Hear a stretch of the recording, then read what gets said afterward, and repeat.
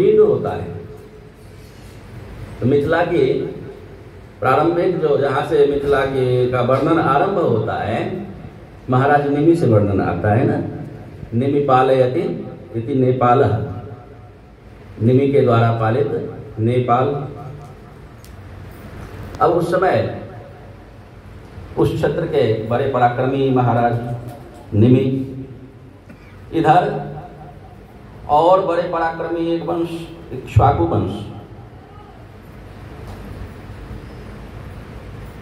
ब्रह्मर्षि वशिष्ठ महाराज को वहाँ गुरु होने का न्योता मिला कि आप यहाँ गुरु हो। तो उन्होंने पुरोहित कर्म को निम्न कर्म कह करके नहीं स्वीकारा। बताया गया कि आपके लिए परम सौभाग्य की बात है, जिस कुल में आप गुरु बनने जा रहे हैं, जहाँ से न्योता आया है, वहाँ साक्षात परब्रह्म अवतार लेंगे, आप उनके गुरु होंगे। तो स्वीकार लिए। अब इक्ष्वाकु वंश के रघुवंश के गुरु हो गए ब्रह्मर्षि, सबसे श्रेष्ठ महर्षि आप।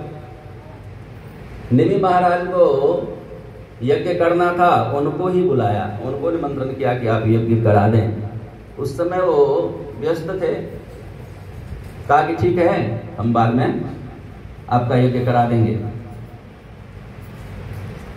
निमि महाराज की अवस्था ढल चुकी थी, और जो ज्ञान युक्त होते हैं वो तो कभी अवस्था की पूर्णता की कोई सीमा रहती नहीं उनकी। ये नहीं सोचते कि इतने दिन बाद ये काम कर लेंगे, हर समय तैयार ही रहते हैं, निश्वास हो नहीं विश्वास हो। उनको लगा कि इन्होंने टाल दिया, तब आगे कब इन्हें समय मिलेगा, कब क्या होगा, तब तक मैं जीवित रहूंगा, यह देह रहे न रहे।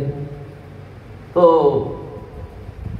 उनकी प्रतीक्षा किए बिना अन्य पुरोहितों से आपने यज्ञ करवा लिया। वशिष्ठ महाराज को बाद में उनको पता चला, उन्हें इससे बड़ा रोष हुआ कि मुझे कह करके तैयार करा करके फिर अन्य जगह से करा लिया। उप के कारण उन्होंने श्राप दे दिया, तुमको ब्रह्म वाक्य पे, ब्रह्मर्षि है, ब्रह्म वाक्य पे तुमको भरोसा नहीं। मैंने कह दिया था कि मैं कराऊंगा, तुम कैसे समझ ली तुम मर जाओगे, मैं कह दिया तुम मर जाते। इस देह की रक्षा करना मेरा काम था, इस देह के लिए तुम मेरा तिरस्कार किए, देहपात हो जाए तुम्हारा। निमि महाराज का तब देहपात हो गया ना। तो अब उन्होंने, अब राजा ही नहीं चला जाए, राजा ही न रहे तो फिर देश का, तो इसलिए तत्क्षण ही नव राजा नियुक्त करने का विधान होता है, अभी भी है। राजा की अनुपस्थिति हो जाए तो नवीन राजा तय कर लिया जाता है। उस समय उनके ही कुछ अंश को लेकर के मिथिला आगमन कराया गया। वो पद्धति, आधुनिक पद्धति बता रहे हैं, वो प्राचीन पद्धति उस समय, हाँ, जो टेस्ट ट्यूब बेबी बोलते हैं ना, जो आज की कह रहे हैं कि यह आधुनिक अनुसंधान है, यह उस समय की खोज है। उनके अंश को रख करके, पालन करके फिर उनको पैदा किया, जन्म दिया गया मिथि महाराज को, जिनके नाम से मिथिला राज्य का गठन होता है।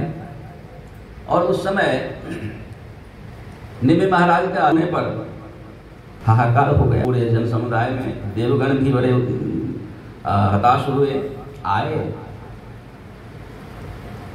उनसे कहा यह तो ठीक नहीं हुआ, आपका शरीर रहा नहीं, आप कहें तो हम पुनः शरीर दान कर दें।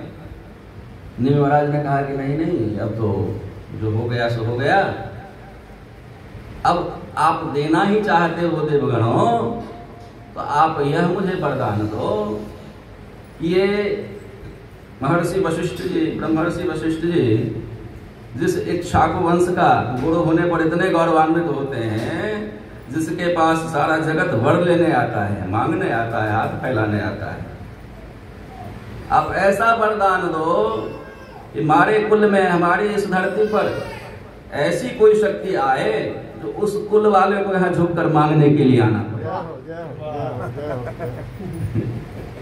देवताओं के वश में तो ये बात है नहीं, देवता ऐसी शक्ति प्रदान करें। देवताओं को जब कोई विशेष प्रयोजन पड़े तो जाते हैं ठाकुर जी के पास, वहां निवेदन करते हैं, जाकर के वहां प्रार्थना की। आदिशक्ति ब्रह्मांड नायिका, अब आप ही ऐसा कर सकते हैं, वहां तो ब्रह्मांड नायक आने वाले हैं, इसीलिए वो गौरवान्वित वो वंश वाले हो रहे हैं। अब आप कृपा करो वहां, जो हमारा वचन बचे, इनकी लाज बचे।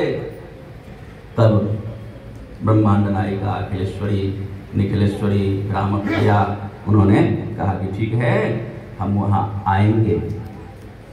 और यह भी बहुत कारणों में एक कारण है जानकी जी के मिथिला में आगमन का। यह भी एक बात है कि आप मिथिला में ही क्यों आई।